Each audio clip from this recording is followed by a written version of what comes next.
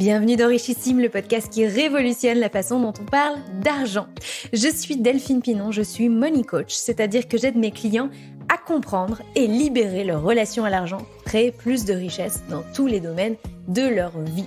Chaque semaine, je partage un nouvel épisode avec un invité ou en solo, dont l'ambition est de provoquer les conversations les plus profondes et les plus authentiques à propos de l'argent chez vous, au bureau, entre amis, sans jargon et surtout sans tabou. Je vous aide à comprendre comment vous fonctionnez avec l'argent, ce qui coince pour vous, ce qui vous donne l'impression de stagner, de manquer, de vous limiter. Et je vous partage les clés pour transformer votre vie comme j'ai transformé la mienne et celle de milliers de personnes. Retrouvez-moi sur Instagram, c'est Richissime Podcast, pour les coulisses du podcast, des partages plus personnels, pour assister à des lives aussi avec des invités, pour des revues de lecture et aussi pour connaître mes œuvres de formation et d'accompagnement.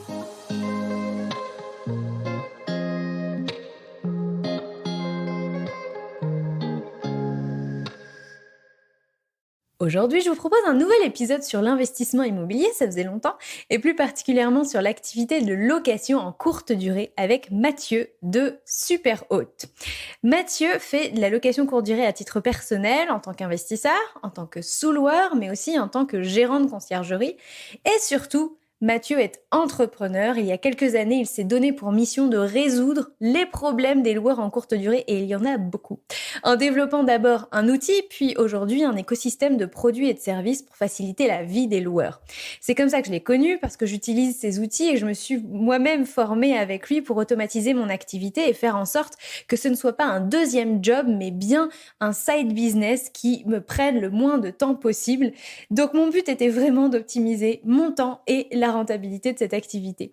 La LCD est l'activité immobilière la plus rentable, à titre personnel. D'ailleurs, moi, je vise 20% de rendement sur mes projets, mais c'est aussi l'activité la plus chronophage. Et c'est ce point qui fait peur à la plupart des gens qui hésitent à se lancer ou qui préfèrent la location classique à l'année, jugée comme en général beaucoup plus facile à mettre en œuvre et beaucoup moins chronophage. J'espère que cet épisode avec Mathieu vous fera découvrir la LCD sous un autre angle et balayera au passage certaines de vos croyances. Sur ce, je vous laisse en notre compagnie. Hello Mathieu. Salut Delphine. Comment ça va ? Bah écoute, content d'être là et ça va. Est-ce que les affaires se portent bien en ce moment ?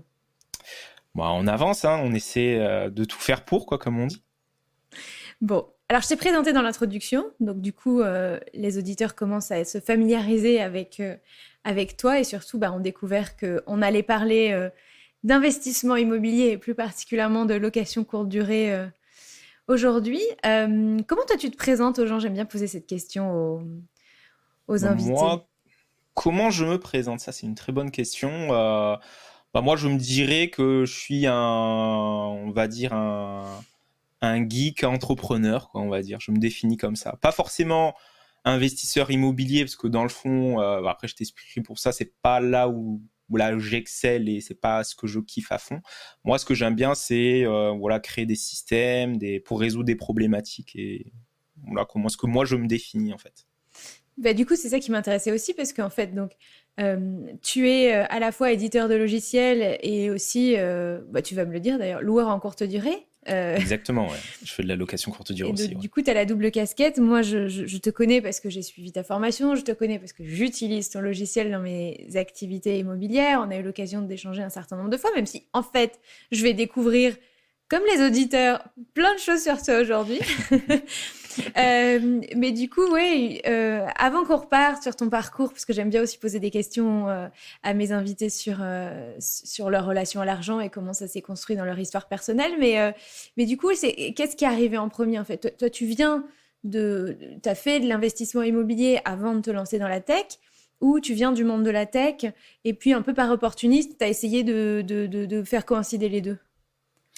En fait, pour vraiment expliquer tout le contexte, tu veux, moi, en fait, donc j'ai travaillé chez IBM en tant que développeur pendant presque 10 ans. Et au bout d'un moment, j'ai vu que j'avais fait un peu le tour et je ne me voyais pas refaire 10 ans de plus. Et quand je voyais les personnes qui avaient 40, 45, etc., ça ne m'inspirait pas trop.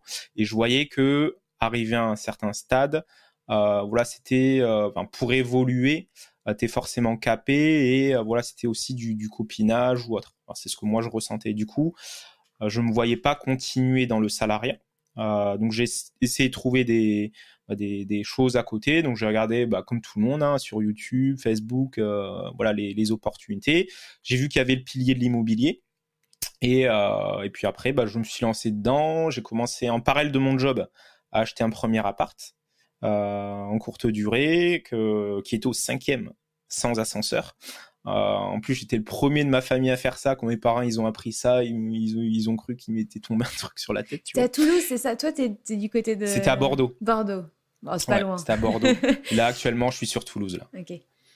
Et puis, du coup, voilà, comme ça, de fil en aiguille, justement, il y a eu ce premier investissement et c'est là où, en fait, j'ai littéralement essuyé tous les plâtres, en fait. Et du coup, là, j'ai mis à profit mon expérience, en fait, de geek, de développeur pour créer justement des solutions, des systèmes, tester.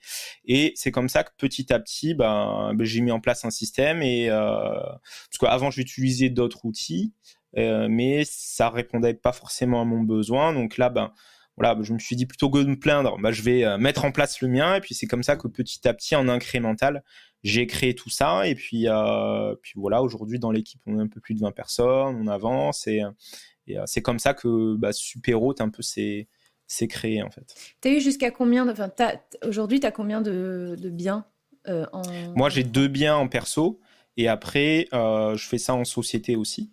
Donc, je fais de la sous-location et conciergerie aussi avec d'autres personnes. Alors, c'est génial parce que tu vois, c'est marrant parce que quand moi, je me suis lancée dans la sous-location, j'avais 4 biens. Et ça faisait 4 mois que je faisais ça. Et il y avait ce truc de... Oh, mais dis donc, il y a des formateurs qui ont des dizaines et des dizaines de biens. Ça fait des années qu'ils font ça. Qu'est-ce que je vais pouvoir amener, etc. La question de la légitimité de pouvoir... Parce que au-delà du logiciel, il y a quand même tout un aspect formation. Enfin, c'est quand même hyper complet. Tu vas très loin, tu fournis énormément de modèles. On va rentrer dans qu'est-ce que c'est que la location courte durée. Mais c'est beaucoup de taf. Et toi, tu t'es dit, je veux que ce soit le moins de taf possible. Et donc, il y a des tas et des tas et des tas et des tas de choses à automatiser, pour faire gagner du temps, etc. Et c'est là-dessus que tu t'es mis. Mais là, je voudrais revenir sur la question de la légitimité. Est-ce qu'à un moment donné, ça s'est posé pour toi ? En fait, on pourrait se poser la question. Putain, le mec, il a commencé, il avait que 2 biens. Est-ce que derrière, je suis légitime ou pas ? Après, par rapport à ça, moi, ce que je me suis dit, en fait, c'est que parce que j'ai commencé avec 2 biens, après j'ai fait d'autres choses à côté, mais je me suis dit où est-ce que j'excelle en fait et où est-ce que quelle est ma zone de génie, qu'est-ce que j'aime vraiment faire en fait. Et du coup, j'en suis arrivé à la conclusion que moi, en tant qu'investisseur, naturellement en fait, avec par exemple ces 2 premiers biens, par exemple celui-là qui est au 5e sans ascenseur, le premier, je l'ai optimisé à son paroxysme en fait. Et ce qui fait que, par exemple avec un seul bien que tu optimises à fond, que ce soit d'un point de vue marketing, prix, temps passé, du coup, tu peux quasiment, en termes de rendement, faire comme si tu avais 3 biens, en fait. Et ce que je me suis dit, c'est que du coup, j'ai fait ça 1 fois, 2 fois. Après, j'ai commencé à créer des formations autour de ça pour partager un peu mon expérience. D'ailleurs, la première formation, quand tu me parles de légitimité, justement, c'est intéressant. Parce que moi, la formation que j'ai faite, je l'ai construite avec les personnes, en fait. C'est-à-dire que les personnes ont pris la formation, mais la formation n'était pas créée, en fait. Moi, j'étais transparent et je leur avais dit, on va la créer ensemble, voilà, et puis comme ça, vous aurez une formation sur mesure, en fait. Et après, petit à petit, c'est comme ça, en incrémental, j'ai refait les formations. Et j'ai créé aussi l'outil en incrémental. Et c'est comme ça que petit à petit, ça s'est généralisé, quoi. Voilà, je sais pas si ça répond à ta question. Si. Bon, alors, avant de parler location courte durée, d'ailleurs, tu sais, c'est marrant parce que quand je dis je fais de la location courte durée, je sais pas si ça t'arrive encore toi aussi, mais les gens me disent c'est quoi, de quoi on parle, etc. Et après, je dis bon, Airbnb, et là, ah d'accord, ok, d'accord. Ouais, ils Mais comprennent. Ouais. en fait, pour des gens qui sont pas forcément familiarisés avec l'immobilier et l'investissement immobilier, cette histoire de longue durée, courte durée, c'est pas forcément évident pour tout le monde. Donc, on clarifie. On va parler aujourd'hui de location Airbnb ou Booking, etc. Mais avec des voyageurs de passage. Il y a plein de types de voyageurs, on va en reparler. Mais c'est de ça qu'on parle, de la réservation d'un appartement à la nuitée, en gros, ou à la semaine. D'où viens-tu, Mathieu? Moi, je suis originaire de Bordeaux. Ouais. Et puis voilà, après, je suis quelqu'un de normal, et rien de particulier. Voilà, je fais mes études, j'ai fait la fac. Après, j'ai fait une fac aussi à Londres. Après, j'ai fait un stage là-bas. Après, j'ai commencé en stage chez IBM. Et c'est là que, voilà, ça a commencé. Et puis, voilà. T'as grandi dans quel environnement familial? C'est-à-dire? Ah oui, ok, ouais. Bon, au niveau de l'environnement familial, famille, voilà, je dirais pas, si modeste quand même. Après, j'ai une sœur et puis voilà, mes parents, ils étaient quoi? Mon père, lui, il était entrepreneur et ma mère, elle est salariée. Et puis voilà. Donc, il était entrepreneur dans quoi, ton père? Moi, il était dans l'informatique. Oh. Donc c'est lui qui m'a passé la fibre. Au début, moi, je voulais aller dans l'armée. Mais après, il m'a remis un peu dans le, non, fils. dans le chemin. Et puis voilà. Bon, après, voilà, ça s'est fait comme ça. Et puis après, quand je prends du recul, c'est pas plus mal aussi. Donc voilà. Donc, parce que j'aime bien ce que je fais aussi, quoi. Petit regret quand même. Tu penses que tu te serais plus dans cet environnement? À l'armée? Ouais. Ouais, je pense que. Bon, après.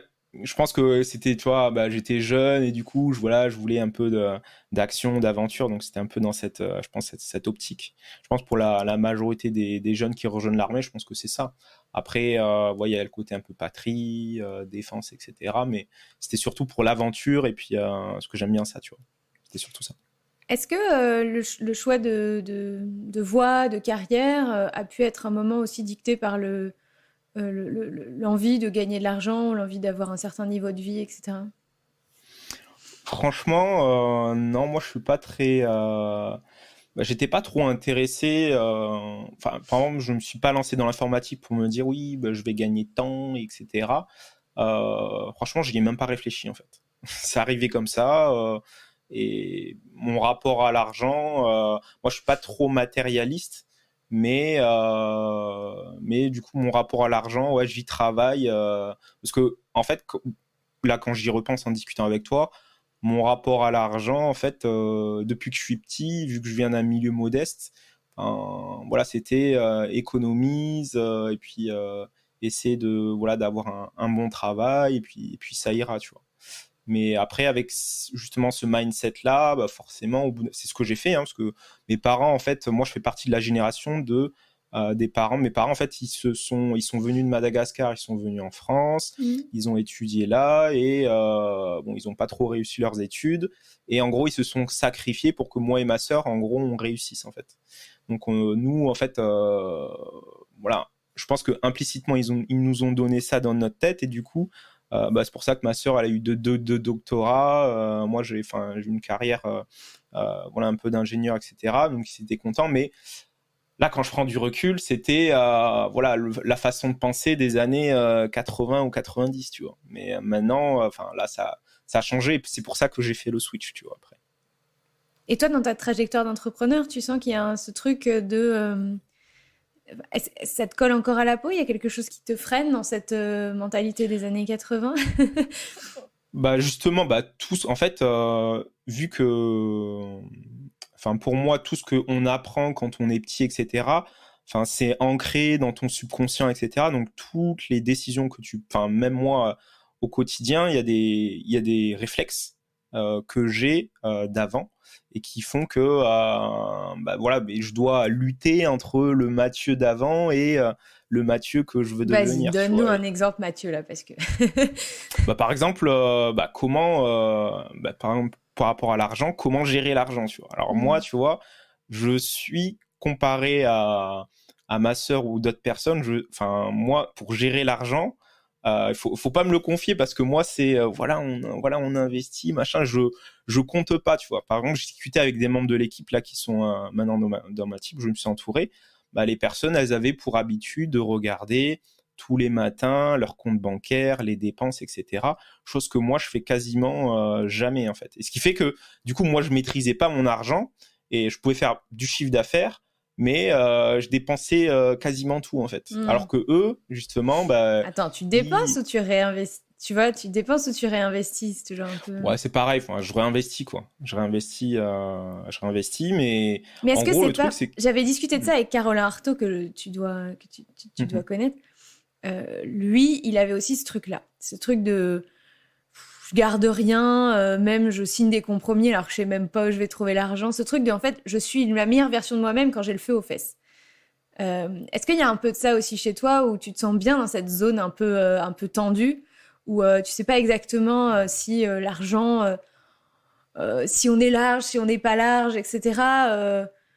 Mais tu sais qu'en tout cas, il y a une compétence quand même là-dessus, même si c'est pas de garder l'argent, mais tu sais quoi en faire en termes d'investissement. De toute façon, ça, tu as la compétence. Bah, je pense que ouais, il y a deux trucs. Il y a d'un côté, pour répondre à ta question, oui, moi j'aime bien dans mon tempérament, c'est quand je suis au pied du mur que là je commence à exceller, à m'exciter en fait. Tandis que, mais je sais que ce comportement-là, c'est bien pour, on va dire, arriver à un endroit, mais par rapport à là où je veux aller, il faut que je maîtrise mon argent, il faut que je maîtrise aussi mon comportement, que je prévois. Moi, je suis pas du tout prévoyant en fait. Ça peut rendre fou d'ailleurs certaines personnes de mon équipe ou d'autres personnes de ma famille. Tu vois, moi, un exemple concret. Là, je me livre un peu. Par exemple, avec ma compagne, je devais préparer des vacances et le matin même, justement, j'étais allé voir mon coach sportif. Je dis putain, mais il faut que on parte en vacances. Là, je devais prévoir un truc. Je savais même pas encore où aller, quoi. Et du coup, je l'ai prévu le matin, tu vois. Donc, tu vois, c'est vraiment extrême en fait. Et mais moi, je me sentais bien, mais je sais que ça peut perturber beaucoup de personnes en fait. Et ce comportement-là, que ce soit vis-à-vis de la planification, l'argent, je sais que il faut t'es obligé de le maîtriser. C'est un peu comme toi, tu apprends aux autres à bien maîtriser leur argent. Je pense que c'est une compétence qu'il faut, mais malheureusement, on l'apprend pas forcément à l'école ou quand on est jeune ou même adulte. Donc, c'est important de maîtriser ça, sinon, c'est chaud, quoi. Et c'est intéressant ce que tu dis. Il y a un cap, en fait. C'est-à-dire, ce comportement-là m'a été utile, m'a servi pour arriver jusqu'où je suis. Et je sens que, par contre, là, il faut que je passe à une autre type de... faut que je commence à gérer, et ça passe par un travail sur la relation à l'argent si je veux effectivement passer les caps supérieurs. Est-ce que tu te fais accompagner là-dessus ou pour l'instant déjà tu essayes de faire ça Ouais, tout au début, seul je me faisais pas accompagner, mais là, ouais, ça fait plusieurs années que je me fais accompagner justement pour résoudre toutes ces problématiques en fait et avancer. Parce que moi, je me dis, si je veux plus, faut que je devienne plus. Donc forcément, ce qui m'a permis d'avancer jusqu'à un certain point, euh, c'est ce qui va me ralentir pour aller à l'étape suivante. Exemple concret, tu vois, avec Superhot, ce qui m'a permis d'aller vite, c'est d'être développeur et donc de rapidement développer un outil, parce que moi-même, tu me mets devant un ordi, l'outil, je vais le créer parce que je sais le faire. Par contre, ça, on peut le faire jusqu'à un certain point, mais au bout d'un moment, il faut gérer le côté développement, marketing, support et tout ce qui est à côté. Et le fait après d'avoir les mains dans le cambouis un peu comme ça, c'est ce qui va me freiner pour aller, on va dire, à l'étape suivante, tu vois. Et là, alors, sans donner de nom, mais avec, tu vois, par qui tu es accompagné? Est-ce que tu es plutôt accompagné par des gens type comptable, etc. Est-ce que c'est un mentor business? Vers qui tu t'es tourné sans donner de nom? En fait, Ou si tu veux ça s'est donner des fait. noms, tu peux. Ouais, ça, Mais... ça s'est fait naturellement. En fait, je me suis fait entourer par des coachs en fait. Donc j'ai fait plein. Je crois que En fait, au début, tu vois, pour la petite anecdote, je me disais, ouais, tous ceux qui vont en école de commerce, qui dépensent des dizaines et dizaines de milliers d'euros, c'est de l'argent perdu, etc. Mais moi-même, j'ai fait le compte, j'ai dépensé au moins des dizaines, voire presque 100 000 euros en coaching, là, si je fais la somme de tout ça, quoi. Ouais, mais tu peux pas comparer un coaching business avec une école de commerce. Ouais, c'est vrai. Mais après, voilà. Bah, du coup, j'ai investi les coachings qui ont le plus d'impact pour moi, c'est coaching business mindset. Ouais. Où là, la personne, j'allais la voir tous les mardis. D'ailleurs, je continue aussi encore aujourd'hui. On se voit et puis en gros, il me permet d'avoir un recul sur moi, ce que je fais, où moi j'ai un peu la tête dans le guidon et de remettre d'équerre le focus. Et donc, il y a ce coaching-là pour moi qui a le plus d'impact et aussi tout ce qui est coaching sportif. Parce que je me suis aperçu que si tu veux réussir dans ta vie, moi, il y a eu une époque, tu as dû peut-être voir des vidéos, genre j'avais pris 30 kilos parce que j'étais à fond dans le... tu regarderas dans la chaîne YouTube, il y a des vidéos, mais moi j'ai vu des vidéos, j'ai dit putain, c'est abusé quoi.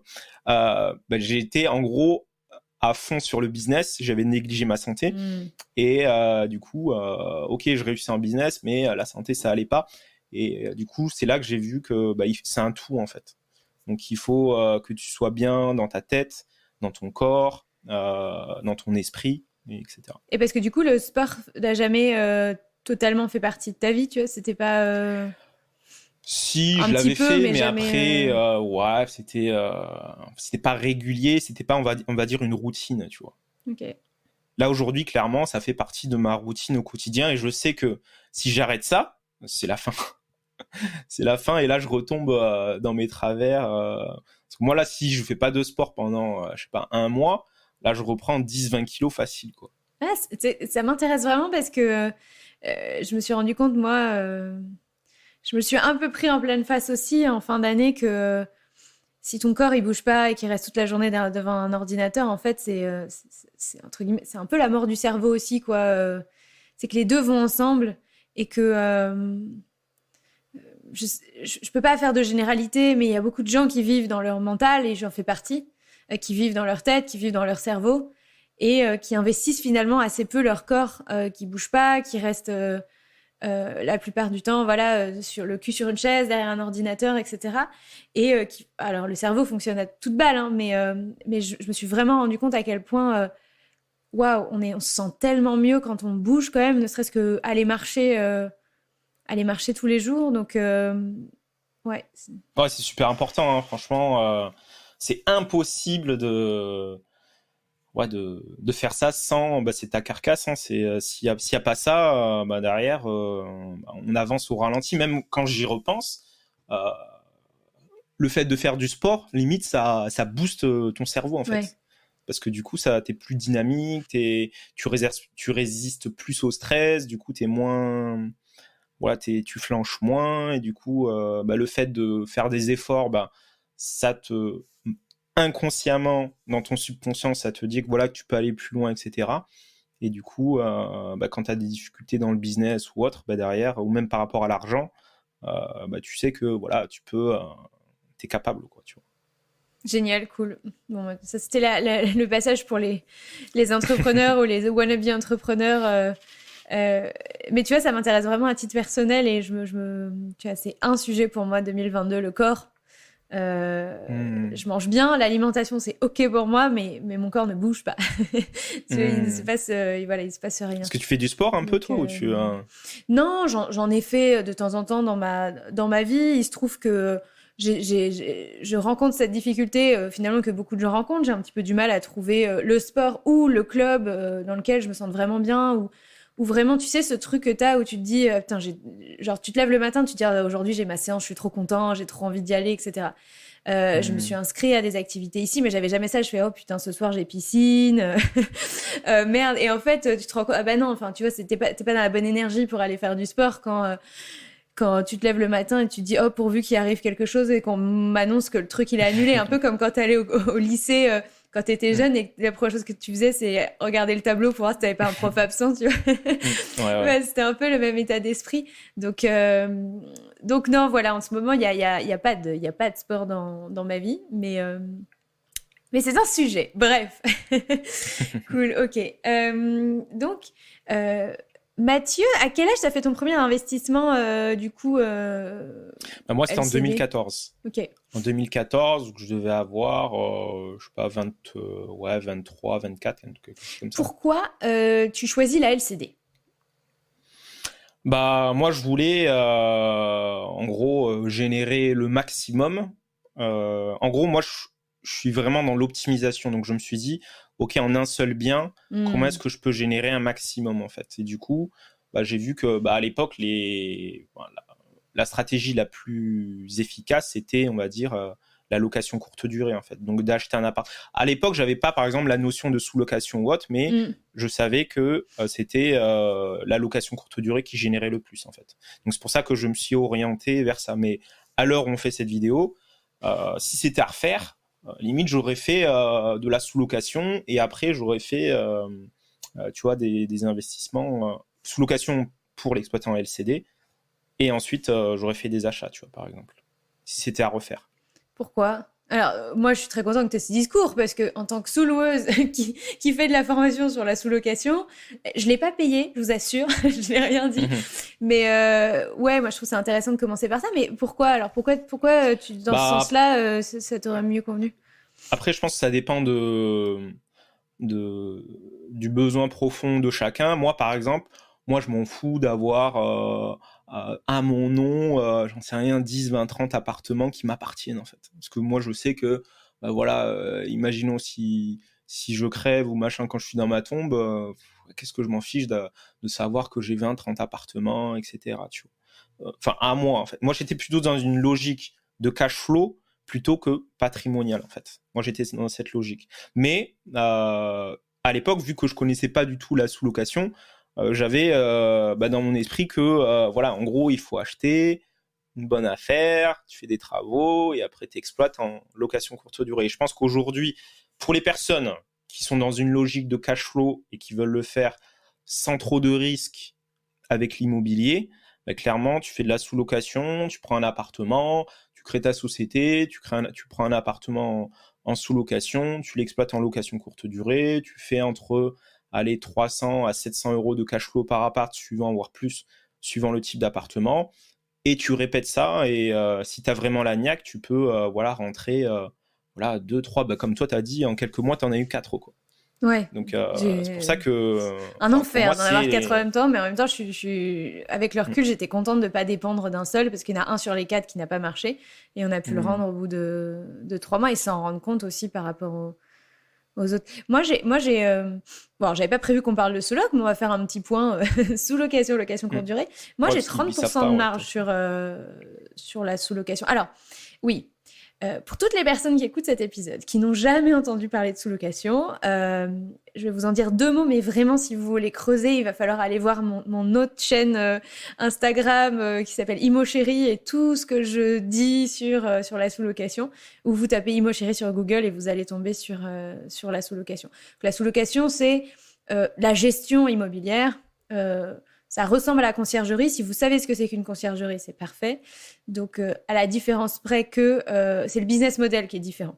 On loue un appartement à un propriétaire, on lui paye un loyer et on a son autorisation contractuelle pour sous-louer ce bien sur des plateformes type Airbnb, Booking, etc.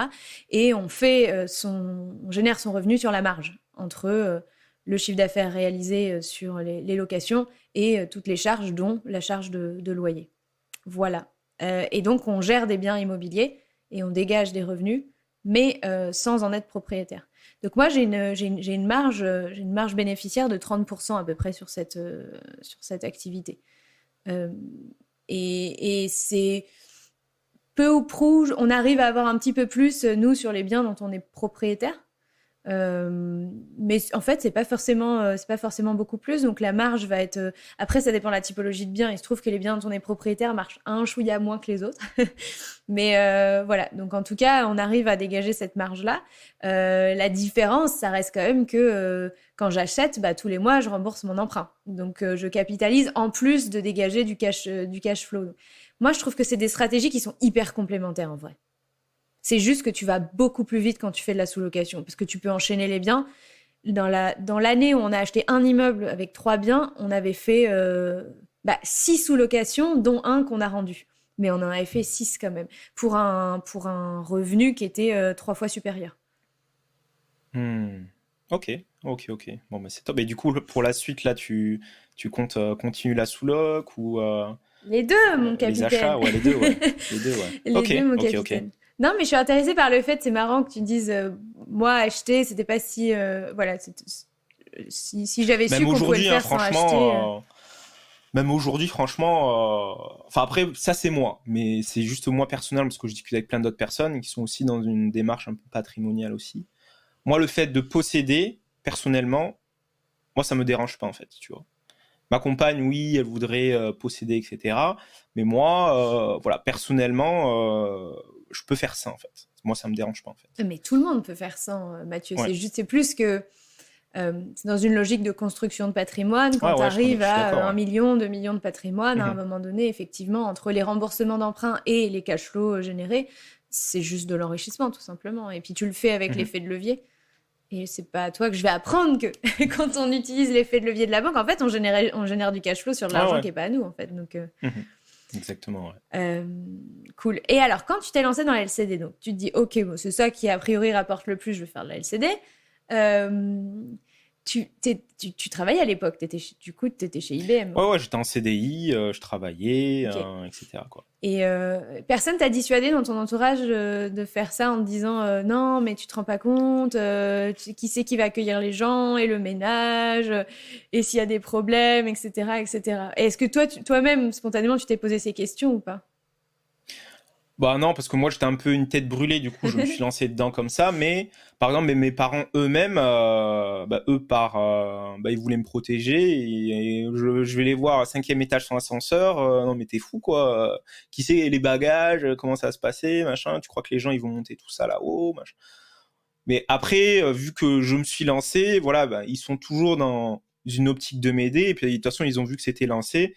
Eux-mêmes, ils m'ont aidé. Donc, et entre autres, si ça a réussi, parce que moi, je suis une quiche en travaux.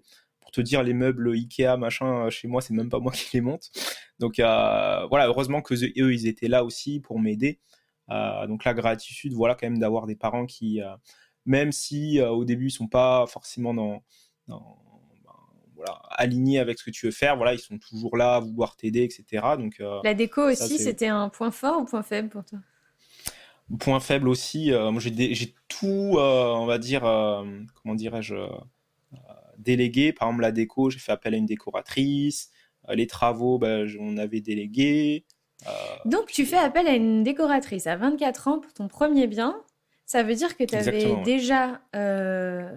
tu avais de la suite dans les idées. C'est-à-dire que tu savais que pour faire ce que tu voulais faire, il fallait que ton truc il soit... Oui, parce qu'après, j'avais quand même regardé sur Internet. Il y avait des... à l'époque, il y avait Cédric Anissette, tu vois, qui faisait ça. Donc, je le suivais, je le suis toujours. Et puis, du coup, c'est comme ça que... Enfin, je partais pas non plus... là, quand je t'ai dit que j'étais tête brûlée, c'est tête brûlée dans le sens où j'y vais. Parce que je me suis dit que dans le pire du pire, qu'est-ce qui se passe? Je revends l'appart. Donc c'est pas grave. Mais voilà, j'étais dans une optique, voilà, il faut que j'avance.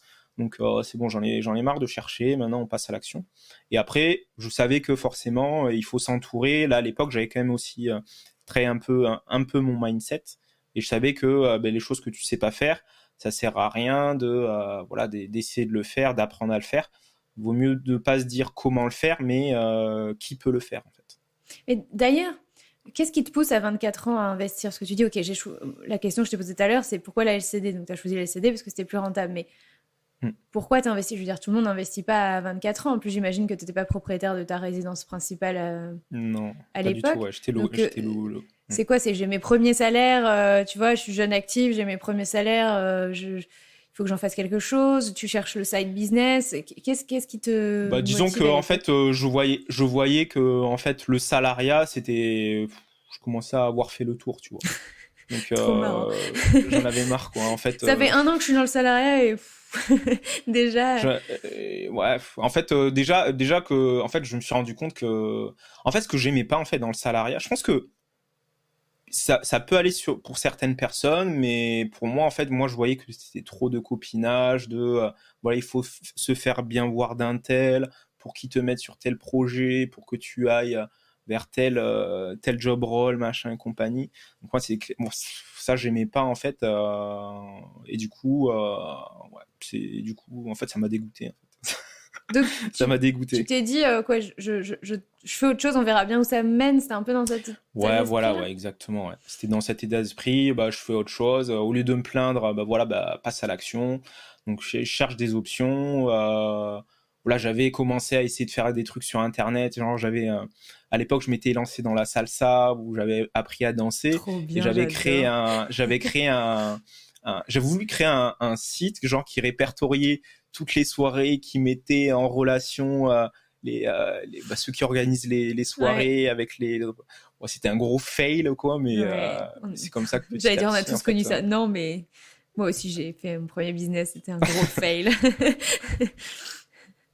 Donc, les soirées salsa, non, ok, d'accord. Et Ouais. donc, je reviens sur ce premier bien, mais ça se passe correctement pour emprunter à l'époque Ouais, bah, j'ai emprunté. Après, non. Par contre, les travaux, ça a complètement shifté. Du coup, j'ai dû refaire un prêt supplémentaire de Ok, 30 000 d'accord. euros. Donc, t'avais pas, Parce donc qu'il ça y a veut dire que t'avais pas vraiment. emprunté au max de ta capacité d'emprunt, alors.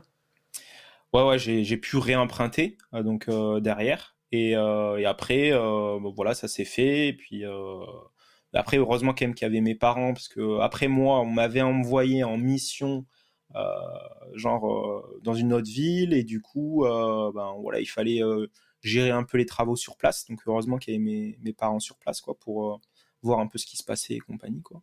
Et puis voilà comment ça s'est fait. Et puis après, je l'ai mis en exploitation et putain, mais quand j'y repense, en fait, même j'y repense maintenant, je me dis, la première location que j'ai eue, c'était la pire, et je crois que j'ai fait toutes les erreurs, en fait. Genre, en fait, les travaux n'étaient pas finis, du coup, j'avais mis des fausses photos, mais c'est là tu vois que j'étais complètement, j'ai mis des fausses photos, donc en fait, les gens, ils avaient réservé un appartement, mais en fait, c'était pas le bon. Donc du coup, j'ai dû, voilà, faire le snake pour voilà, ouais, l'appartement il était pas dispo, mais vous inquiétez pas, on va vous reloger. En fait, c'était dans l'appartement que j'avais pris. En plus, elle m'envoie, donc Ne moi faites j'étais pas sur ça, ne place. faites pas ça. Voilà, ne faites pas ça, non, non. Et du Surtout, coup, ne faites pas ça. ouais, et après, enfin, la personne, elle est arrivée, elle croyait que c'était du scam, donc j'ai dû, franchement, là, au final, ça s'est bien passé, mais j'ai dû sortir les rames, quoi. Je suis allé les Hmm. chercher à l'aéroport, le wifi marchait pas, elle a cru que, genre en voiture, elle discutait avec l'autre personne, elle croyait que je parlais pas anglais, et elle disait, ouais, putain, où est-ce qu'il nous amène? On sait même pas, machin. Et du coup, au final, bon, ça s'est bien passé, quoi. Mais c'était un peu la croix et la bannière. Le truc, c'est que même, parce que j'avais un pote qui était venu, et ce qu'on a dû faire, c'était que on leur a dit, bah venez, c'était deux petites jeunes en fait, on leur a dit, bah venez, on va à la dune du Pilat, si vous voulez, nous on va faire on peut vous laisser là-bas, vous allez visiter, et nous, mon pote, il m'avait invité à faire un saut en parachute en fait. Et du coup, et après, on a passé la soirée un peu là-bas avec elle, après, elles sont rentrées à l'appart, etc. Au final, ça s'est bien passé, elle nous a laissé un bon commentaire, mais putain, quand j'y repense, mais ne faites jamais ça, quoi. Non, parce que si on doit sortir nos locataires tous les week-ends Oh non, pour c'est pas possible. compenser les faiblesses du système, ça Là ne marche c'était pas. les rames, quoi. Les rames, comme Je on me dit. rappelle que ce qui m'avait séduit quand j'ai commencé quand monsieur et moi, on t'a suivi en formation, c'était cette idée de non, non, mais euh, moi, j'ai créé un système pour faire en sorte que ça devienne pas un deuxième job pour vous. Mm. Parce que la vérité, c'est que quand c'est pas automatisé, ça prend vraiment du temps. Euh, Il y a les travaux ou l'installation d'un bien quand c'est en sous-loc, mais du moindre petit détail, parce qu'on ne s'en rend pas compte, mais vraiment, En fait, ce qui prend le plus de temps, c'est les 20% à la fin. Monter tous les meubles, les lits, les matelas et tout, ça va. Et puis après, mettre le moindre petit cadre au mur, protéger les poignées de porte pour pas qu'elles claquent contre les murs, l'installation du Wi-Fi, les codes pour pas que les gens achètent n'importe quoi sur la télé. Enfin, en fait, c'est que des petits trucs, régler les thermostats, machin et tout. Ça, c'est que pour l'installation. Il y a des gens qui accueillent leurs voyageurs avant et après. Il y a les ménages, évidemment. Et puis la gestion de tous les problèmes, les réparations et tout. Et moi, ce que j'ai aimé, c'est... non, mais moi, j'ai bien conscience que c'est ça et que, en fait, si vous êtes comme moi et câblé à peu près normalement, vous n'avez pas envie d'en faire un deuxième job. Vous voulez juste générer du cash flow positif.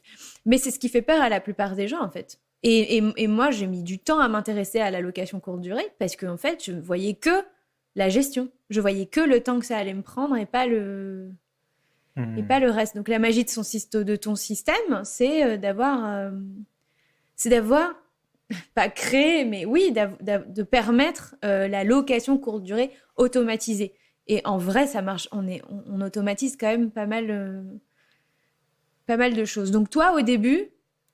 t'as déjà dans l'optique d'automatiser tout ou Au début, c'est au fur et à mesure du temps que ça vient? Non, c'était au fur et à mesure. Au début, j'avais pas idée d'automatiser ou autre. Qui faisait les ménages?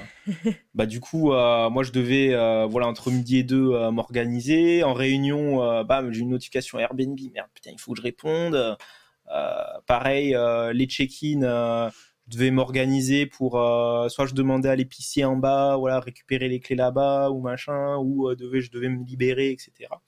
Mais ça, clairement, moi, je pouvais le faire parce que après, j'étais assez flexible dans mon job, ou dans le sens où je pouvais partir vite fait comme ça pour après rester un peu plus longtemps après. Mais et du coup, j'ai vu que, ça, c'est impossible, quoi. Au bout de quelques semaines, j'ai vu il faut régler tout ça. Donc, c'est là où j'ai mis en place tous les systèmes pour justement petit à petit. Donc, j'ai commencé par utiliser des outils tierces, style Beds24 ou autre. Et c'est comme ça que petit à petit, ça s'est fait. Après, comme je te le disais tout à l'heure, ces systèmes-là, ça m'a permis d'aller jusqu'à un certain niveau. Mais après, moi, je voulais aller au-dessus. Et c'est pour ça que j'ai mis en place mes propres systèmes après, tu vois. Qu'est-ce que tu as commencé par automatiser? Moi, qu'est-ce que j'ai commencé par automatiser? Donc déjà, quelles sont les galères quand tu te lances dans automatiser ou déléguer? Ouais. J'ai pris toutes les galères une par une. Donc, quand j'avais une réservation, ce que je devais faire, c'est que je devais, par exemple sur Airbnb, je devais aller sur mon appli Booking Pulse pour bloquer les dates, etc. Donc ça, j'ai commencé à mettre en place un channel manager, donc entre autres Beds24, pour automatiser ça. Pareil pour les messages. Au début, synchroniser les calendriers, en fait. Parce qu'au début, il n'y avait rien de synchronisé. Et effectivement, quand tu as une résa qui tombe sur un truc, il faut bloquer le créneau sur l'autre. Ok. Exactement. Et donc là, comme ça m'a permis de résoudre ça. Après, il y avait les voyageurs qui te contactent à la résa avant le check-in. Du coup, moi, je devais me rappeler à un tel, il fallait qu'il arrive, donc il faut que je lui envoie ceci ou cela. Premier niveau, je le faisais avec les applis. Ouais, tous les messages aux voyageurs.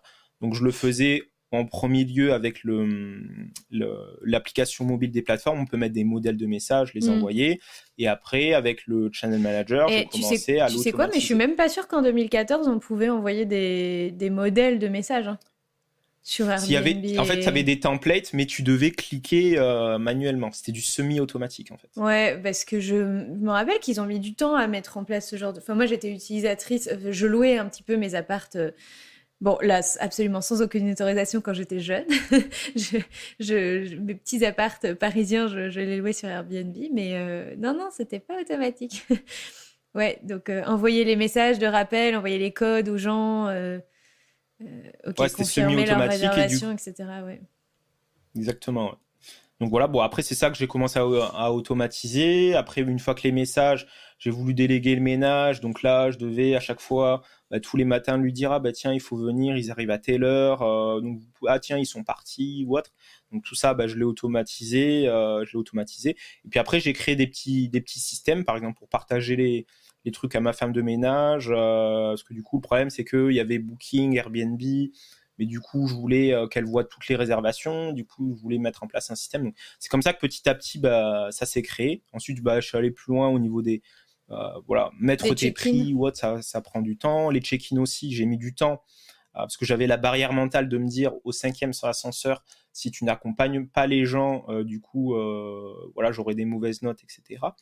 Et voilà, j'ai mis du temps pour voilà, passer ça. Et après, de toute façon, on m'avait envoyé à l'extérieur, donc j'avais pas le choix. Et c'est là que j'ai commencé à regarder, voilà, quelles sont les solutions pour automatiser l'ouverture de portes d'immeubles, portes d'appartements, tout ce qui est serrure connectée. Et c'est comme ça que, en fait, petit à petit, comme tu as dit, j'ai, on va dire, pris des solutions à droite à gauche, mais au final, c'était un amas de solutions à droite à gauche. Et moi, je voulais, un peu comme ce que je faisais dans les grandes entreprises, avoir une sorte de, voilà, une seule application qui fait tout, en fait. Et aujourd'hui, en fait, c'est à ce public-là que tu t'intéresses en priorité, c'est-à-dire les gens qui font déjà de la location courte durée ou les gens qui songent à en faire, mais qui le font un peu en mode artisanal ou amateur et pour qui ça prend beaucoup de temps et qui sont un peu dégoûtés de cette gestion, quoi, parce que Exactement, ouais. c'est beaucoup, beaucoup de choses. Et encore, quand tu as un bien, c'est une chose. Là, moi, aujourd'hui, j'en ai 9. Euh, à partir de 8, je suis allée encore plus loin. C'est que j'ai pris ma collaboratrice Caroline, en auto-entreprise, qui répond à tous mes voyageurs. Parce que malgré l'automatisation, il y a toujours... Ouais, les questions et tout. Ouais. Ouais, les gens posent des questions. Des fois, malheureusement, la réponse, on l'a déjà mis quelque part, ils l'ont déjà reçue, mais ils l'ont pas vue. Et puis des fois, c'est des questions tout à fait légitimes. Et on les traite, on y répond.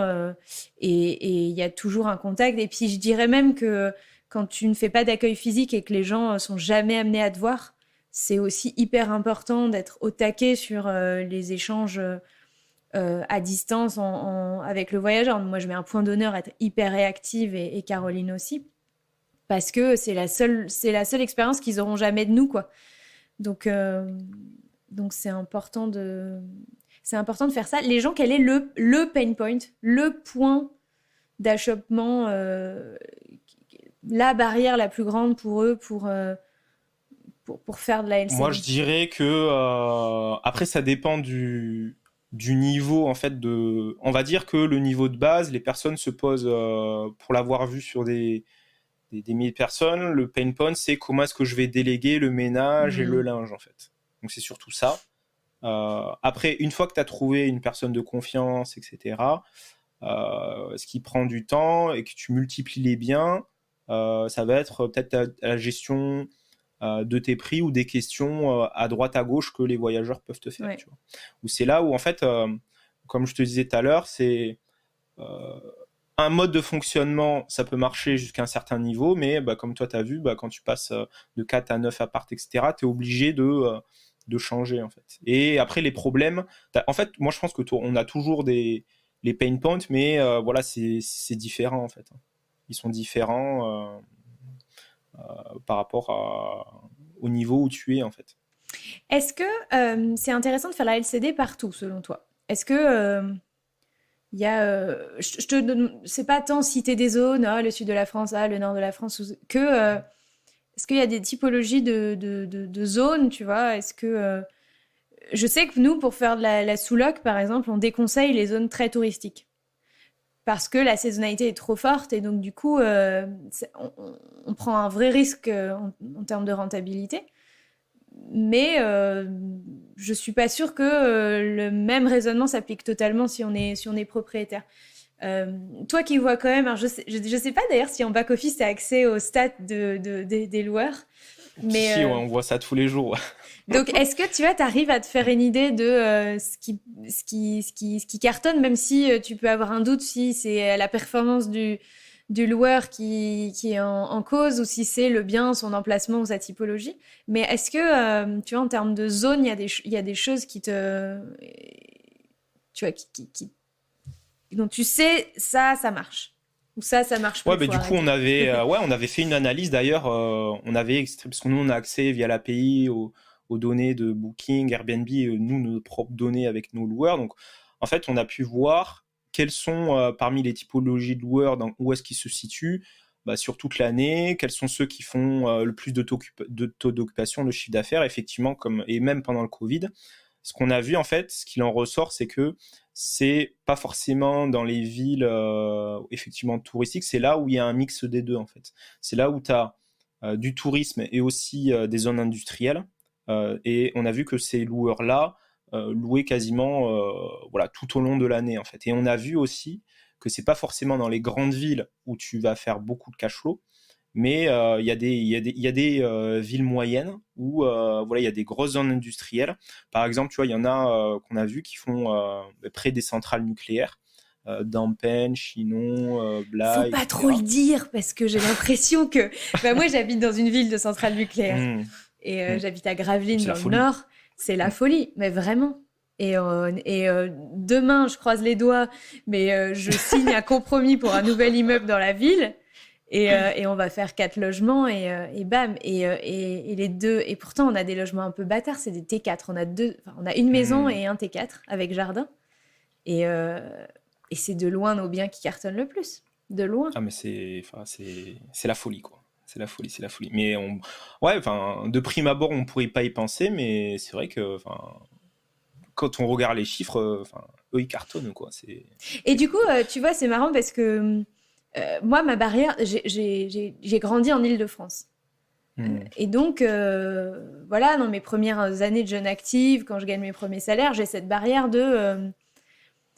peu importe si on fait de la LCD ou pas, en vrai, investir dans une zone qu'on ne connaît pas, c'est un gros pain point. Investir ou faire de la sous-loc, hein, les deux sont valables, mais... parce que, sauf si tu as un cousin qui habite, etc., mais si tu connais pas le coin, il y a vraiment ce pain point. Le pain point de je connais pas, le pain point de c'est loin, s'il y a de la gestion, comment je vais suivre les travaux, etc., etc. Mais en vrai, moi, je suis convaincue qu'aujourd'hui, sauf si on veut faire du très patrimonial, et on voit des formateurs, je vois de plus en plus de formateurs qui sont arrivés à des niveaux de succès, soit dans leur business, soit dans l'investissement, ça cartonne. Et là, ils se disent, OK, il faut que je diversifie et que j'achète du vrai patrimonial dans les grandes villes avec des tout petits rendements, mais parce que je veux diversifier mon portefeuille. Mais à part ça, aujourd'hui, c'est un peu, si vous voulez du rendement, vraiment, la reco, c'est faut un peu fuir les grandes villes, quoi. Ouais, ça c'est sûr. En plus, ça coûte cher et tout. Donc, clairement, ceux qui veulent vraiment se générer du chiffre, c'est ça qu'il faut faire. C'est comme le petit tip là que tu as, les petites villes après des centrales et tout. Moi, c'est bord de mer centrale. Donc, j'ai, comme tu dis, j'ai les deux en fait. Ouais. J'ai le tourisme et l'activité business. Et des fois, on a du mal à se dire est-ce qu'il y a vraiment du business, puis des fois, on a à se dire est-ce qu'il y a vraiment du tourisme dans ce coin-là. Mais moi, j'ai des biens à Dunkerque, j'ai des biens à Calais. Alors, Calais, je pensais que ça marcherait mieux, mais bon, ça fait moins de 6 mois, donc on va attendre une année. Ouais. Mais c'est une zone portuaire, c'est une zone frontalière. Donc voilà, on se dit de toute façon, il y aura toujours une clientèle business. Mais voilà, ouais, donc le combo, et c'est marrant parce que quand on a décidé de se lancer dans la LCD, c'était aussi parce qu'on a vu des vidéos de gens qui investissaient dans des zones où on serait jamais allé et qui avaient des bons taux de remplissage, parce qu'on oublie qu'en fait, on oublie qu'il y a une clientèle qui est autre que les familles et les jeunes couples, mais qu'il y a tous les gens qui font du business et qui ne voyagent pas que dans des hôtels. Je pense que ça, exactement, on a vraiment tendance à l'oublier. Et donc toi, tu t'investis, tu es toujours à Toulouse par contre. Tu restes, tu vois, en moyenne. Moi, je suis toujours à Toulouse et là, ouais, ma priorité aujourd'hui, là, c'est super haut de faire découler l'outil, déployer à l'international, etc. Aujourd'hui, ça, c'est clairement là, c'est quasiment presque 100% de mon temps en fait. C'est-à-dire qu'aujourd'hui, j'ai toujours mes biens à côté, mais là, aujourd'hui, ma priorité, c'est faire le business, en mode entrepreneur, SaaS, voilà, outils, etc. Et d'ailleurs, tu vas me donner le nom de cet outil, parce que je ne me rappelle pas. Il y a super quelque chose chez vous qui te donne une estimation. Tu rentres l'adresse d'un bien et ça te donne l'estimation de revenu locatif. Ouais, c'est Super Analyzer, ouais. Super Analyzer, ouais. Alors, exactement. Pourquoi ce truc-là n'est pas public ? Parce que monsieur s'est penché dessus il y a 1 ou 2 mois. Il a remis toutes nos adresses qu'on a déjà et il s'est dit, waouh, à 5-10% près, c'est pas beaucoup, hein. 10% de marge d'erreur, on y est, quoi. Ton truc, ça, ton truc, il est dingue. On le réserve aux personnes de la communauté, des super hôtes. Et puis, effectivement, on pourrait le rendre public, parce qu'en fait, comment ça fonctionne? Nous, en tant que société professionnelle, on a des partenariats officiels avec Booking, Airbnb, les plateformes. On a accès aux chiffres, en fait. Et voilà, on est en mesure de te dire, voilà, tu prends une adresse, peu importe que ce soit en France ou dans le monde, parce qu'il n'y a pas de limite, même à l'étranger. À partir d'une adresse précise et de la typologie, on peut récupérer tous les biens là, de type T2, studio, de ce que tu as sélectionné, et te dire, voilà, combien est-ce qu'ils ont généré, voilà, en moyenne, tu vois. Et comme ça te permet d'avoir une estimation. Mais l'estimation, c'est la moyenne. Donc, ce qui se passe, c'est que, tu sais, par rapport à la moyenne, il y en a qui gagnent beaucoup plus, il y en a qui gagnent beaucoup moins. Donc, au moins, ça te permet de voir voilà, le potentiel d'un logement quand tu veux investir, par exemple. Mais je trouve que ton outil est un peu plus fiable, ou alors juste la donnée, elle est... Après, tu vas droit à l'essentiel. C'est pas un gros tableau avec plein de graphiques et tout. Il n'y a pas 50 données, mais elle est fiable. C'est plus fiable que RDNA. RDNA, c'est un outil de statistique. Il y a une partie gratuite ouverte à tous. Donc, si vous voulez aller voir, ça s'appelle RAIRDNA.co.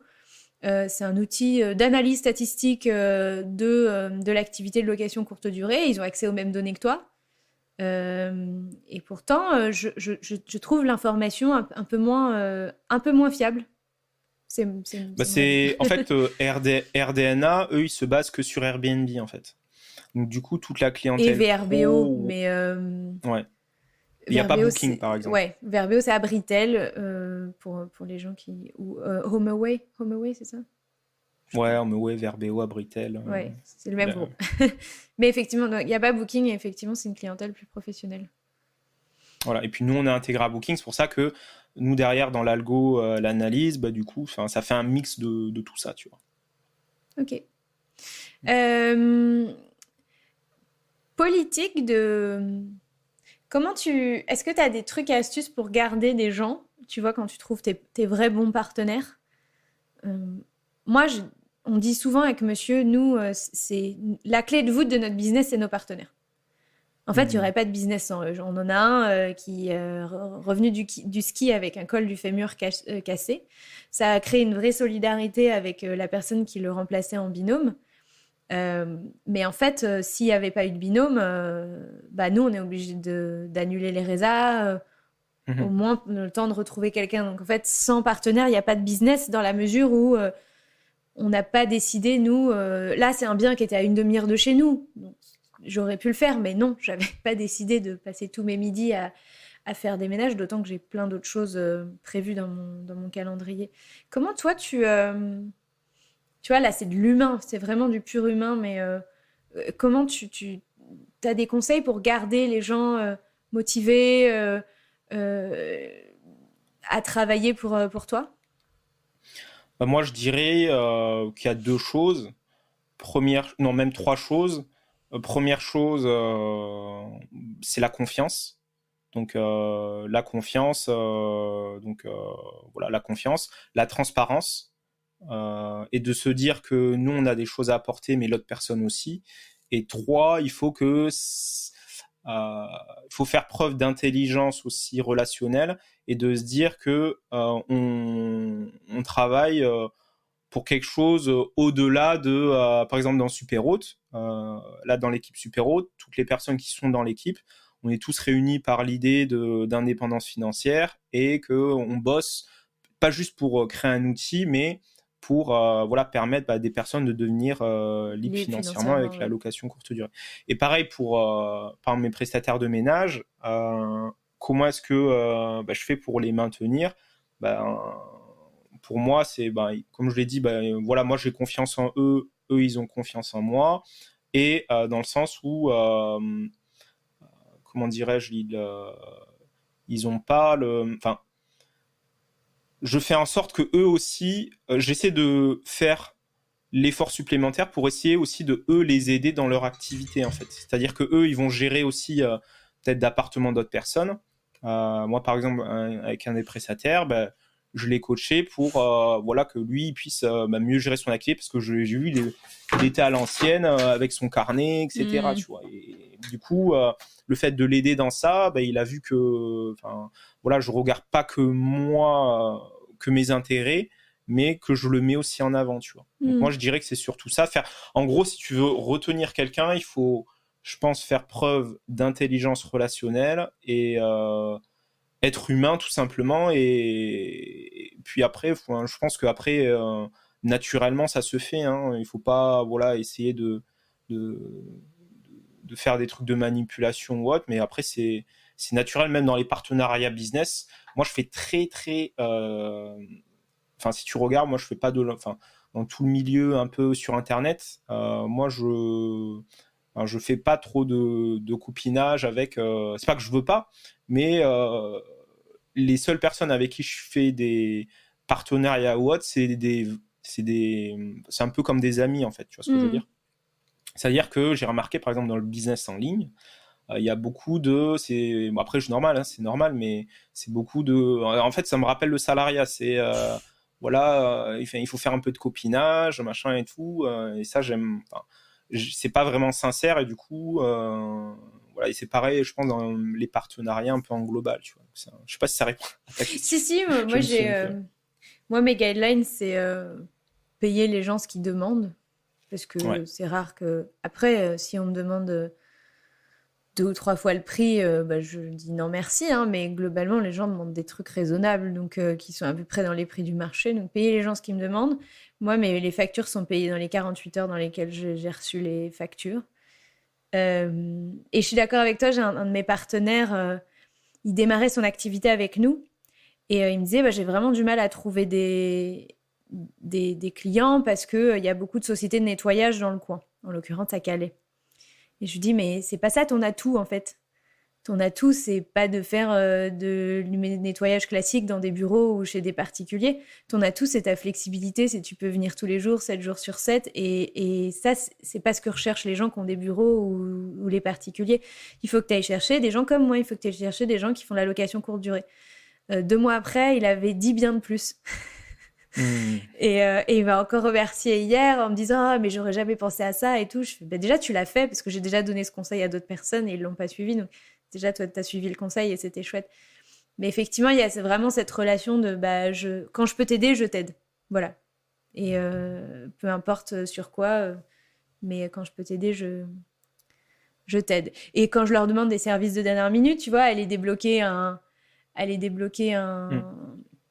On a changé les codes de l'immeuble il y a 2 jours. Bon, on avait une petite suspicion voilà. Bref, on a changé les codes de l'immeuble et il y avait des locataires qui n'avaient pas leur téléphone avec eux, donc qui n'ont pas su que les codes ont été changés et qui étaient bloqués dehors. Truc relou. Il est venu, il s'est déplacé et à chaque fois qu'il se déplace pour ce genre de truc, je lui dis tu me factures quoi. Je suis pas en train d'essayer de grapper des trucs. La personne se déplace. Je lui paye un déplacement, quoi. Et ça, c'est... Je suis pas ric-rac et j'essaye pas de tirer la couverture à moi, quoi. Voilà, donc j'essaie que ce soit juste. Je peux pas me déplacer, mais si la personne se déplace, je la paye pour ça, c'est normal. Donc, moi, autour de la rémunération, je suis assez, je suis assez stricte sur ce truc-là. Ouais. Ok. Alors, je regarde mes petites questions. Oui, j'en ai une, voilà. Vas-y. Un peu comme... On dit ça aussi de la LLD, mais on le dit de la LCD. Entre guillemets, le marché est saturé. Je m'explique. Moi, quand j'ai commencé avec toi, entre autres, ça fait 1 an et demi, 2 ans maintenant, on disait, voilà, il faut avoir des belles photos, regarder les annonces, elles sont toutes cracra, donc faut avoir une meilleure déco et des meilleures photos. En vrai, à un moment donné, au-delà du système automatisé, mais pour attirer des gens, pour attirer des résas, tu vois, c'était un peu ces 2 trucs, quoi. Avoir une meilleure déco et des meilleures photos. Le jour où tout le monde aura une jolie déco et des belles photos, est-ce qu'il n'est pas déjà un peu arrivé ce jour ? C'est vrai qu'on pourrait se poser la question. Si tout le monde fait ça, du coup, tout le monde sera au même piédestal et du coup, après, on n'aura plus forcément de valeur ajoutée. Mais moi, ce que je me dis, c'est que je pense que ce jour-là, il arrivera, mais dans très, très, peut-être, je sais pas, 20, 30 ans, ou je sais pas, en gros. Au global, déjà, il faut avoir mais sur ta zone, tu vois. Mais sur ma zone, il y a beaucoup plus de personnes qui se professionnalisent, etc. Mais si tu regardes les stats, même sur RDNA par exemple, tu peux voir, par exemple, j'avais regardé sur Toulouse à l'époque, il y a une grosse différence entre peut-être 50% des loueurs qui sont en moyenne, par exemple en octobre, ils étaient aux alentours des 800-900 euros par mois, alors qu'il y a 10% qui génèrent, et ça c'est pas moi qui le dis, c'est RDNA, 10% qui génèrent genre presque 2000 euros, tu vois. Donc il y a un gros gap, et je pense que il y aura toujours des personnes, parce que après, franchement, et même sur, par exemple, ça me fait penser à un appart, il y a une personne qui m'avait posé des questions, je lui ai donné des tips, etc. Et même s'il a mis des belles photos, même s'il a mis une bonne description, il avait fait un copier-coller de mon annonce, il avait pris mes trucs, etc. Bon, c'est pas grave, et donc il a fait, mais il m'a dit, je comprends pas, je continue à galérer, en fait. Donc je pense qu'il y a un premier niveau qu'on peut voir en surface, mais le gros du travail avec, par exemple, toute la fidélisation, la tarification dynamique, plus le fait d'aller chercher des professionnels, les contacter. Moi, par exemple, je fais des partenariats avec la SNCF ou autre, dans certains apparts qui sont bien situés, et du coup, on a un flux de voyageurs qui arrivent de cette façon et qui ne viennent donc pas des plateformes. Tu vois. Donc moi, je pense que oui, à un moment donné, si toutes les annonces se ressemblent, ont le même niveau de qualité, forcément, il y aura, enfin, du moins, cette différenciation n'existera plus, mais il y a toujours le niveau supérieur où, pour moi, il faut les personnes qui vont vraiment se professionnaliser, créer un site, et ça, voilà, très peu parce qu'il faut déjà avoir l'état d'esprit de le faire. Très peu de gens ont cet état d'esprit d'aller justement chercher la performance, etc., et rejoindre, comme je t'ai dit là, ce top 10% en fait. C'est-à-dire que oui, tu peux générer du chiffre, etc. Tu vas faire en moyenne, par exemple, sur Toulouse, 800, 1000, 1200. Mais si tu veux atteindre presque les 2000 ou autres, là, il faut payer moins de commissions, avoir des réseaux en direct, aller chercher les professionnels. Et tout ça, ça demande du travail autre que mettre des belles photos, une belle description. Tu vois. T'as combien de pourcentage de ton business qui est fait en direct sur ton site sans passer par les plateformes? Nous, en moyenne, là, on est à peu près 34%. J'ai regardé avant-hier. Mais il faut que ce soit plus, en fait. Donc, l'objectif, c'est que, voilà, tu peux pas faire, 100%, ça serait beau, mais après, ça dépend des périodes, tu vois. Il y a des périodes où, l'été, voilà, il y a beaucoup de touristes, donc, voilà, tu loues essentiellement via les plateformes. Tandis qu'en basse saison, voilà, tu as des mecs qui sont en formation, la SNCF, ils font leur formation de je ne sais quoi. 3 semaines, voilà, lundi, vendredi, le week-end, tu loues un petit couple, et puis ils rebelotent, tu vois. Donc après, voilà, il faut s'adapter, en fait. Moi, je vois fleurir de plus en plus des trucs de tourisme, un peu d'expérience, tu vois. Enfin, on a une expérience un peu immersive de la location courte durée, par exemple. Je caricature, mais on va avoir des apparts Disneyland, tu vois, Alice au Pays des Merveilles, des trucs un peu escape game. Ou alors, sans être thématisé à fond comme ça, on est dans des thématiques type cocon romantique avec du spa, mais vraiment, tu sais, c'est très clair, tu vois, c'est pas le professionnel qui va venir dans ce truc-là. Là, on est dans un truc. Je suis. Ah, pardon pour la. Mon réveil a sonné, si vous l'avez entendu. Donc oui, je disais, en fait, je suis partagée sur cette idée-là parce que à la fois, je me dis, on va chercher, c'est tellement différenciant que ça attire l'œil, etc. Et en même temps, typiquement, on est rarement, là, on s'exclut quasiment à chaque fois du public professionnel.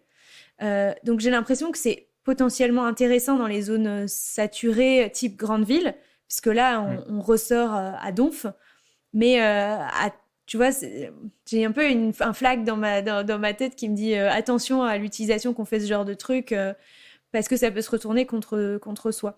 Qu'est-ce que toi, tu as comme regard sur ce genre de bien? Est-ce que tu en as, toi, ou est-ce que tu as des clients qui en ont et ça cartonne ou pas? Après, ça me fait penser sur Toulouse, là, par exemple, il y en a un où c'est un jacuzzi, spa, t'y vas, t'as l'impression, en gros, c'est pour les couples là qui veulent se retrouver ou autre. Tu vois. Légitime ou pas, ça cartonne. Et ça cartonne, hein, franchement, ça cartonne, mais effectivement, comme tu as dit, l'avantage, c'est que, ok, il peut louer à des tarifs style 200, Ouais. 250 euros la nuit. Mais voilà, c'est pas non plus. Enfin, je sais que parfois ça se loue pas aussi, tu vois. Donc moi, si je conseille à quelqu'un, ça serait plutôt de faire comme toi, tu fais, d'aller près des centrales, voilà, au moins c'est régulier, et de multiplier les biens, parce que derrière, tu sais que voilà, ça va, parce que moi je trouve que les locations un peu à thème, style jacuzzi, etc. Voilà, ça va marcher, mais Le week-end et les c'est pas, vacances scolaires. ouais, c'est pas aussi régulier. Et puis au bout d'un moment, je pense qu'aussi t'es capé. Même moi, je l'ai vu sur même mes propres apparts. Limite un appart qui peut accueillir 6 personnes, quand tu peux limite faire presque 200, 250 euros la nuit, euh, et avoir quasiment le même rendement qu'une autre personne qui a investi dans un jacuzzi, etc. Tu vois ce que je veux dire? Et là, par contre, tu peux louer, voilà, soit des groupes, et du coup, enfin, moi, ce que je dirais, c'est que moi, je privilégie, si je conseille à quelqu'un, c'est de privilégier plutôt les séjours un peu touristiques et professionnels, comme tu le fais. Idéalement, de cibler. Après, ça dépend de la zone, donc faut faire quand même une petite étude de marché. Privilégier un nombre de couchages élevé, comme ça, derrière, ton prix moyen par nuitée est élevé. Et du coup, comme ça, tu fais un max de rentabilité, tu vois. Ouais, alors ça c'est pareil, c'est contre-intuitif. J'ai l'impression que la martingale de la LCD avant c'était le T2. Tout le monde voulait un T2, T2 au studio. Nous c'est ce studio et T2. Alors au-delà du fait que bah, comme c'est des petites surfaces en termes de volume de marge, c'est pas ceux qui margent c'est pas ceux qui nous rapportent le plus, non pas en pourcentage encore une fois, mais en absolu. Mhm. Mais vraiment, nous, c'est tous nos grands biens, en fait, qui marchent. Nous, c'est nos T4, c'est du T3 à la maison. C'est les biens qui marchent le plus. Parce que je pense que, justement, il y a dû avoir une période, c'est mon hypothèse, tu vois, où tout le monde se mettait dans le T2. Et qu'en fait, il y a moins de biens disponibles. De toute façon, plus on cherche de couchage et moins il y a de biens disponibles. Et, alors, nous, on s'est lancé dans la maison. Et je voudrais savoir quel est ton retour là-dessus, parce que on avait peur de ne pas remplir, et en fait, ça se confirme, et pourtant, on marche très bien. Mais c'est Mhm. rempli que les week-ends et les vacances scolaires. Et je me dis, alors ça, c'est vraiment pour moi. Hein. Désolée, là, je veux le conseil de Mathieu sur ce sujet-là. Comment on fait pour avoir une maison qui se loue tout le temps? Comment on fait? Elle doit être où, cette maison? Qu'est-ce qu'elle doit avoir comme atout pour être louée tout le temps, y compris en semaine hors vacances? Toi, elle est sur la côte ou elle est sur... Elle est sur la côte, elle a 10 minutes d'Étretat, elle a une vue mer. Ok, ok, ok. Bah après, là, ouais, ça dépend. Moi, je dirais ça dépend. J'ai pas trop d'expérience sur... Bon, il y a plein de clients qui ont des maisons Ouais. ou autre, mais moi, je dirais quoi, il faut... Enfin, là, il faut qu'il y ait un mix entre des pros et des touristes. Et l'été, ouais, bah, là, tu vas... Je pense que de mai jusqu'à fin août, tu vas être Oui, ça bien, c'est peut-être. très bien. Ouais. Mais par contre, ouais, à Elle est partir louée tous les de... week-ends de l'année, Hmm. mais elle Et est après, pour quasiment cibler les jamais louée en pros, semaine. est-ce que toi, tu as essayé de regarder, ouais, pour voir dans les entreprises ou dans le secteur, ou autre, est-ce qu'il n'y a pas des entreprises, tu vois, qui ont des collaborateurs en déplacement, style centre de formation, Alors SS2I de toute façon, ou autre, celle-là, je pense qu'elle est à son ou elle est... max, parce que ce serait pour un Hmm. autre bien. Celle-là, elle est dans une zone blanche. On a Hmm. réussi à mettre un petit point de Wi-Fi dans la maison, mais il faut faire 5 minutes de voiture pour avoir même la 3G. Et Hmm. toutes les maisons aux alentours sont confirmées. Ah Donc ouais, ouais. vraiment, je ne conseillerais jamais à des professionnels de venir dans cette maison. Mais dans l'absolu, Hmm. tu vois, pour moi, le professionnel, il charge deux trucs. Effectivement, un Wi-Fi en Internet correct et un nombre de chambres minimum, parce qu'il ne peut pas faire dormir ses collaborateurs dans les mêmes lits, n'en parlons même pas, mais dans les mêmes chambres. Donc Mhm.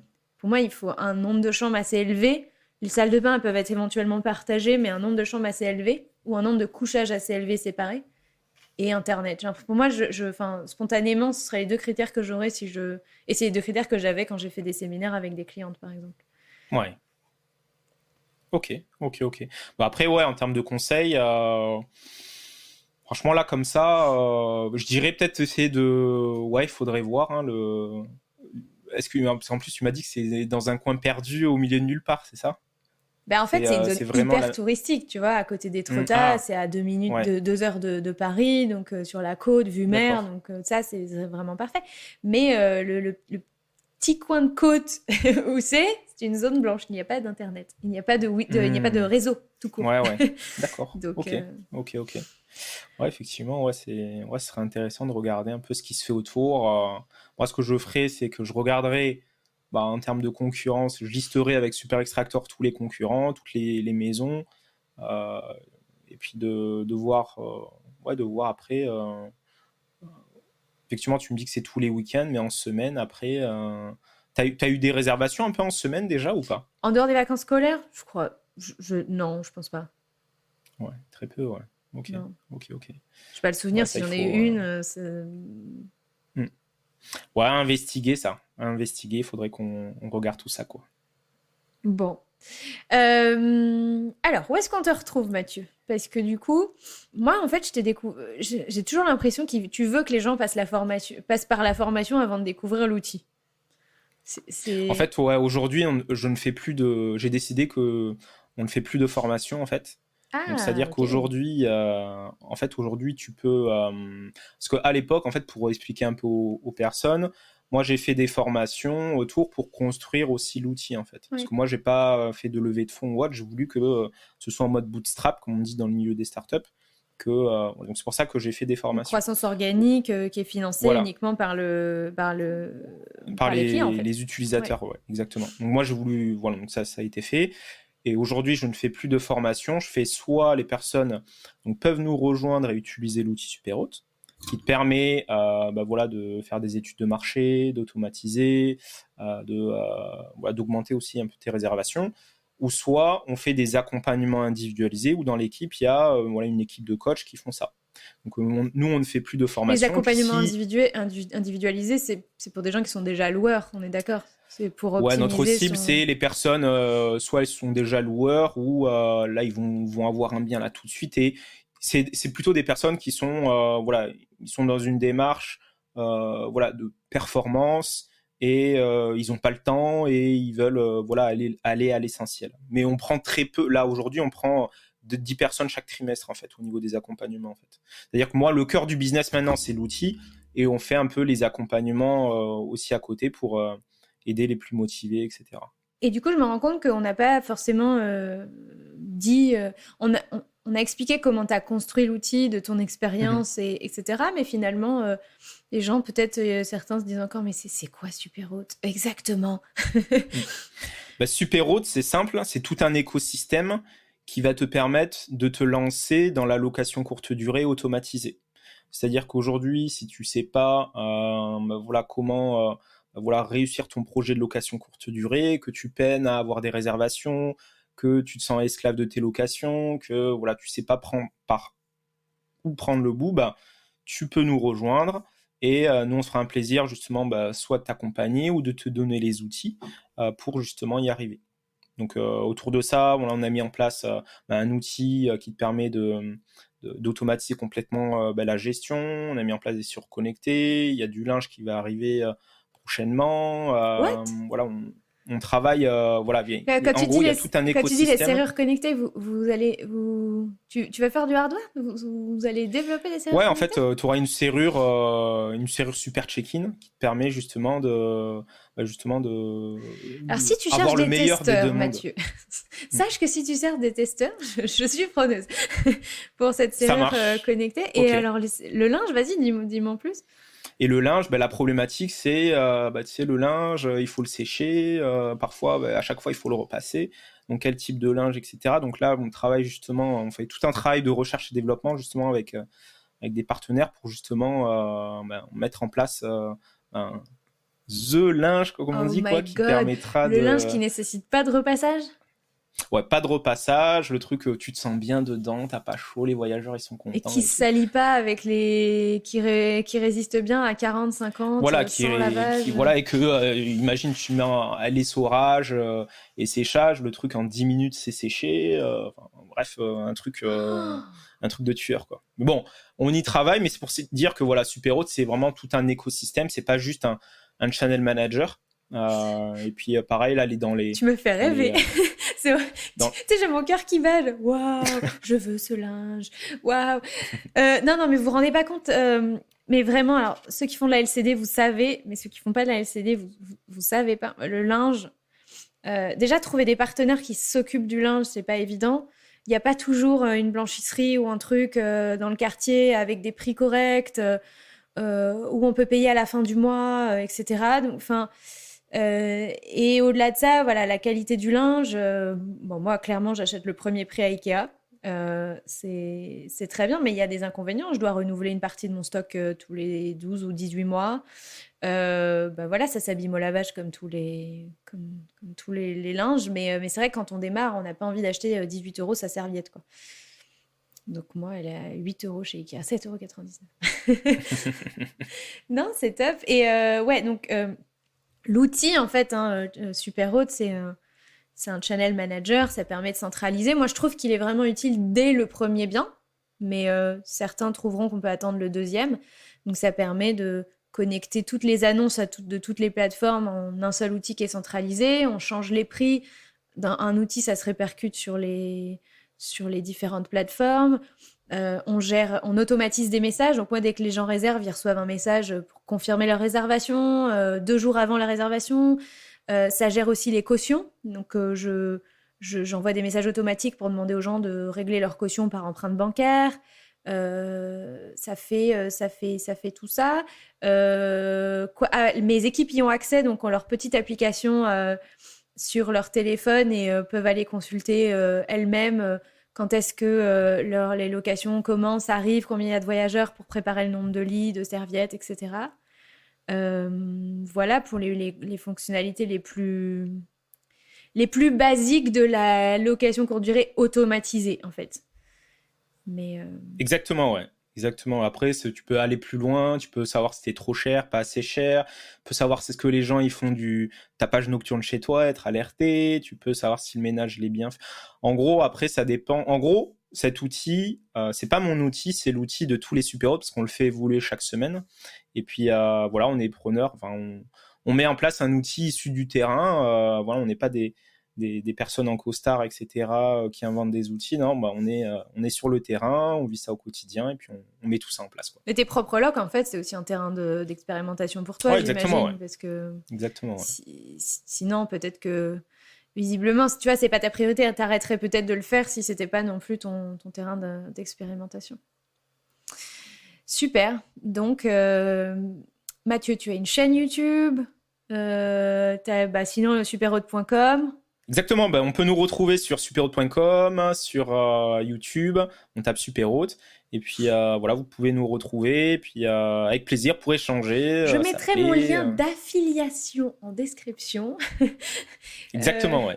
Normal, je sais, tu me redis, mais moi je sais que je gagne quelque chose en tant que parrain. Est-ce que eux gagnent quelque chose en tant que filleul en passant par moi? Ouais, ils ont un prix préférentiel moins cher en fait que le prix public. Voilà. En fait. Donc tu mettras le lien et puis ils bénéficieront de ça et puis et inversement et puis tout le monde est content comme ça. Donc moi je suis utilisatrice de Superhot au cas où vous l'auriez pas compris et vraiment en plus j'ai vu l'évolution parce que ça fait plus d'1 an et demi que je l'utilise et je sais que tes équipes elles bossent beaucoup. Vous avez fait un énorme travail sur la qualité de service client. C'est ça, je voulais le dire, je voulais remercier toutes tes équipes parce que c'est vrai qu'aujourd'hui, quand on envoie un message, il y a une solution, c'est réactif, on a vraiment un service digne de ce nom, le logiciel est top, donc voilà, c'est français. Donc n'hésitez pas, il en existe d'autres des logiciels, mais vraiment c'est hyper complet et je pense que on le sent, mais t'es drivé par ce truc d'aller toujours à la pointe de l'innovation. Qu'est-ce que je peux proposer de plus et ça c'est vraiment top. Bon, merci Mathieu. Merci à toi Delphine, c'était top et puis j'ai pris beaucoup de plaisir à te découvrir aussi, puis participer à ce podcast et puis au plaisir d'échanger. Merci Mathieu, ciao. Ciao ciao. Merci à tous les warriors qui sont arrivés jusque-là. Je trouve que c'est probablement un bon signe. C'est probablement le signe que Mathieu et moi, on a fait un bon job. On a réussi à vous convaincre de peut-être vous lancer dans la location courte durée. En tout cas, je voulais vous dire plusieurs choses. À titre personnel, en ayant automatisé tout ce que j'ai pu automatiser, je suis arrivée à réduire la gestion de mes biens à 1 heure, max, grand max, par bien par semaine. Et d'ailleurs, cette heure, comme je le dis dans l'épisode, je l'ai récemment déléguée à ma collaboratrice Caroline, ce qui fait qu'en fait, j'y consacre plus que à peu près 1 heure à 2 heures par mois pour mes 9 biens, les 9 biens que je gère en location courte durée. Donc en fait, on a beaucoup de croyances à propos de cette activité, et c'est pour ça que j'ai voulu faire cet exercice, parce que ça peut aider des gens qui sont vous-même, et puis aussi des gens qui sont autour de vous, qui sont peut-être déjà loueurs ou qui sont intéressés par la LCD, mais qui eux-mêmes ont peur d'un certain nombre de choses, et notamment de l'impact que ça va avoir sur leur vie. D'ailleurs, comme j'ai aussi dans cet épisode pas mal parlé de mes activités à moi, si vous avez envie d'en savoir plus, je vous invite à suivre mon compte Instagram dédié à mes investissements immobiliers qui s'appelle ImoChéri, I2MOCHERI. Il y a aussi une newsletter ImoChéri, donc le lien est... Voilà, il suffit que vous alliez sur mon Instagram, vous cliquez sur le lien dans la bio et tout est indiqué, y compris mon lien de parrainage pour si vous voulez souscrire ou voir un peu ce que ça donne, l'écosystème Super Hôte. Voilà, tout se trouve dans la bio de mon Instagram ImoChéri. Quant à moi, je vous retrouve très bientôt pour un nouvel épisode. D'ici là, prenez soin de vous et de vos finances. Ciao, bye bye.